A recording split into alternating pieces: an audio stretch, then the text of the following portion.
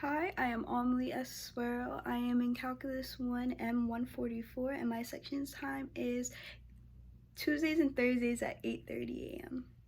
Alrighty, hi everyone. We are going to start off with our first problem. It's finding the derivative for the following functions. So they give us two functions here, a and b. So we're going to start off with a.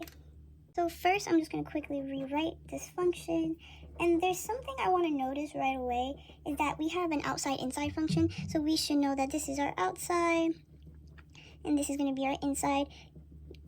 Okay, so once we know that, we could also see that we have product rule here. So we just want to reiterate what product rule is, which is f prime times g prime plus g prime, or even you could just write it, or I usually do it this way. Either way, it will probably give you the same result.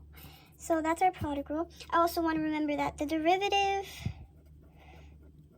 of e to the x equals e to the x, and the derivative of this sine to the negative 1 power of x, or arc sine, is going to give us 1 over radical 1 minus x squared. Just a reminder. Okay, so now let's start solving this problem. So, like I said, our product rule. So we have e of x as our f. So we keep that the same because, you know, the derivative of e of x is e of x. Then we multiply that by just this. Then we add, sorry, that's supposed to be two parentheses there. And then we add, just leave e of x by itself, and then we have to find the derivative of this. So we know the derivative of sine of the negative 1 power to the of x is this. So we just, instead of having x, we just put in our inside function. So that should give us this, e of x to the second power. And then also remember, we have an inside function, so we have to take the derivative of that, but we all know that the derivative of that is just going to be the same. So this is our derivative right here, unsimplified. I mean, if we were to simplify it, I would probably multiply this all together, and we'll probably get e to the x to the second power on top, but that's our unsimplified answer. Now we are going to move on to b, which is 7x to the third multiplied by arctan, or tan to the negative 1 power of x. So we're going to start by rewriting the problem. Okay. And same thing that we had before, we're going to use product rule, which is just this. So we're using this with it.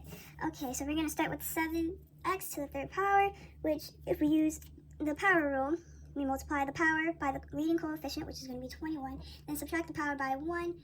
That would be our thing. And now we just keep this the same. And then we add it by just leaving 7x to the third by leaving it alone. And now we have to figure out the derivative of arctan, or tan to the negative 1 power of x. So I know from prior knowledge that this is actually 1 over x squared plus 1. So since it's just x, we can leave it like this. So we're just going to multiply this by that.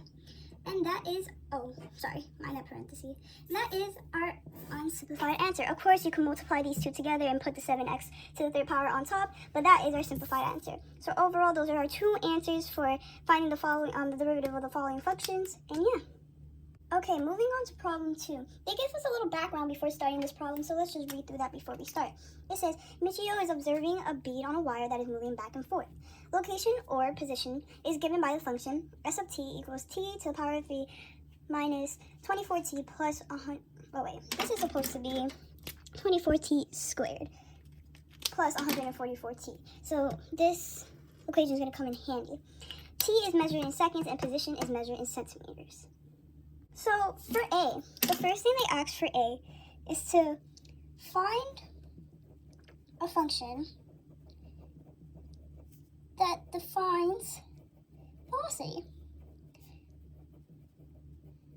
So if we didn't know, finding the derivative of the position function will give us the velocity function. So if we take s prime of t, it will also give us the velocity function, which is, remember our power rule, we multiply by the first, the leading coefficient, which in this case we could say it's 1, so we'll get 3t. Remember, subtract the power by 1. Same thing here, 2 multiplied by 24, 48, subtract 2 by 1, it's just be 1. And then here, since we have no leading coefficient, it will just be no exponent, it would just be 144. Sorry, with my mishap. So this is gonna be our velocity function right here. Let me just box the actual function. So this is gonna come in handy for our next problem. So for B, it's asking what times does the bead stop? So using our last function that we just found, we are going to set this equal to 0 because when it stops, it means it stops moving. Sorry, we're coming out of focus here. So it means it stops moving, basically. So that means when our velocity equals 0. So we're just going to set this function up here to 0. And we're just going to do some algebra, simplifying. So my first thing is I see a 3 here, and I see that everything's divisible by 3. So my first thing is to factor out that 3. And I have everything else. 48 divided by 3 is 16t. 144 divided by 3 is 48. So then I have, this is just going to be like that. So now I have this, so I have to factor out this. Something that I always do is I look at the factors for 48, and I always think, like, what can equal 16? And in this case, it is t minus 4, t minus 12, which means the bead is going to stop at t equals 4 seconds or t equals 12 seconds. Now for C, it's asking when is the bead moving forward? So for this, we got to find at what times is the velocity positive. So velocity always has to be positive for it to be moving forward. So I just decided to make a little chart. So we all know that when v equals 0 is at 4 and v equals 0 at 12. So we're just gonna, t minus 4, t minus 12, right? So over here, we're just gonna make another line down here. Okay. So over here, it would be these values will be less than 4 and 12, so they'll both be negative. So now I'm just going to take a random value that is less than both of the numbers. In this case, I'm just going to use 0 because it's really easy to just plug in 0 into the equation. So we're just going to plug in 0 into our t's up here for our velocity equation, and that's going to give me 0 minus 0 plus 144, which is giving me 144, which is a positive velocity. And we know that it will be moving forward during this time period, so anything less than t equals 4. So now we're going to look in the middle of 4 and 12. So, of course, everything's going to be greater than 4 and less than 12. So now I'm going to look for a number that I might find simple. I'm going to use 5 because I'm good with the 5s. So, actually, no, let's not use 5. Since 10 is in the middle of both of these, I think 10 would be easier to use just because it's easier to, just do in your head and everything. So I'm gonna start with 10 up here, so that will give me 100. So that's 300 minus 480, which is negative 180, and add 144. So sorry, add 144 to negative 180 is gonna give you a negative value. So we get negative velocity. So we know the bead is moving backwards during this time. And then we're gonna look for a value greater than 4 and 12, so we're increasing here. So I used, I think I used 15 in this case, just because I found that easy as well. So I'm just gonna plug in 15 here, and then looking at my calculator, it gives me a positive velocity, which is where it also is moving forward. So the bead is moving forward when t is less than 4 and when t is greater than 12. Okay, now moving on to D. It says draw a diagram. So basically we're drawing a diagram to see where the bead is moving and how it's moving and the motion of the bead. So we're drawing a diagram, okay? So first thing I want to do before drawing our diagram is to find out the position of each time. So I'm going to use t equals 4, of course, because those are our zeros, t equals 12. And then I'm just looking in the future. Our next problem is asking us how much distance the bead has traveled in the first 17 seconds. So I'm just looking into the future and using 17 also as a point. So we have to plug in these 3 into our position function, which is right up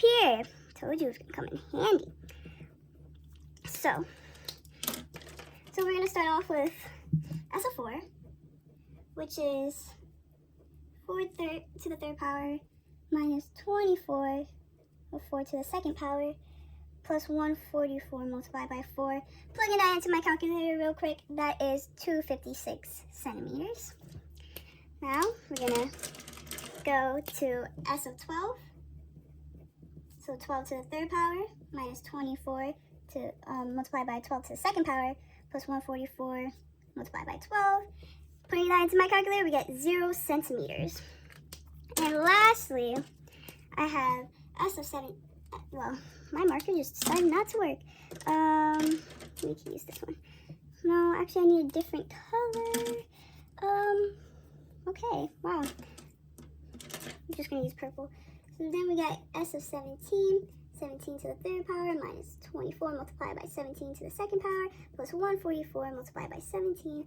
And plugging that into my calculator, that is 425 centimeters. So now that we have these 3 points, we're going to start with our s of 4, since that's our first time close to 0. So we know that it is going forward about 256 feet. So we have here, I'm just going to label this t equals 4, s equals 256. Centimeters before, so sorry. So we know this is going forward. So now we have s of 12, which is at 0. So we're going to go backwards here, from here, whoop, and then, just making the movement that's going backward.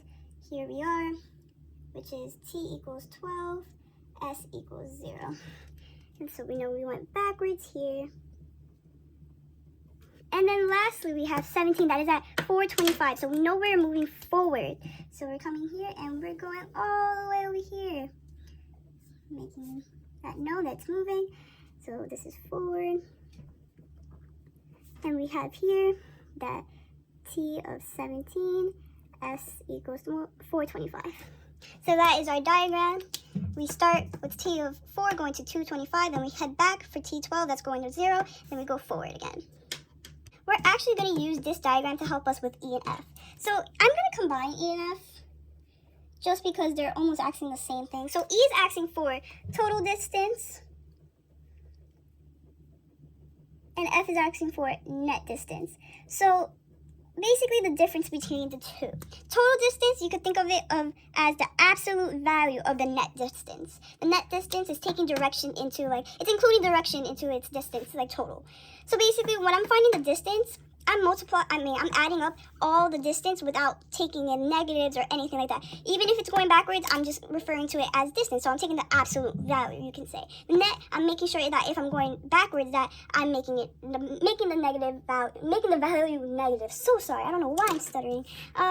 So yeah, so we're gonna just start with that. So for total distance, we're gonna start with that first. So just total distance.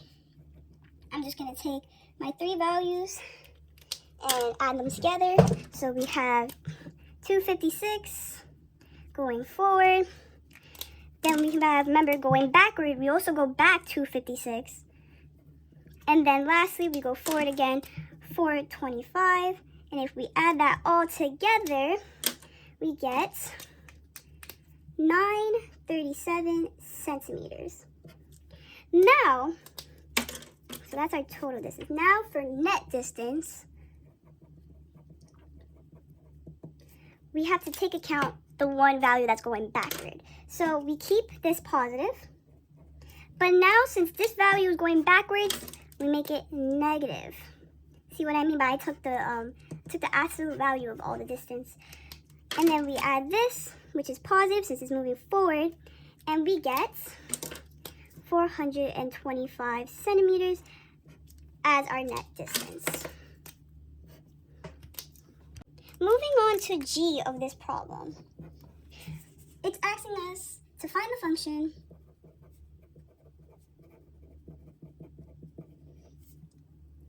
that defines acceleration.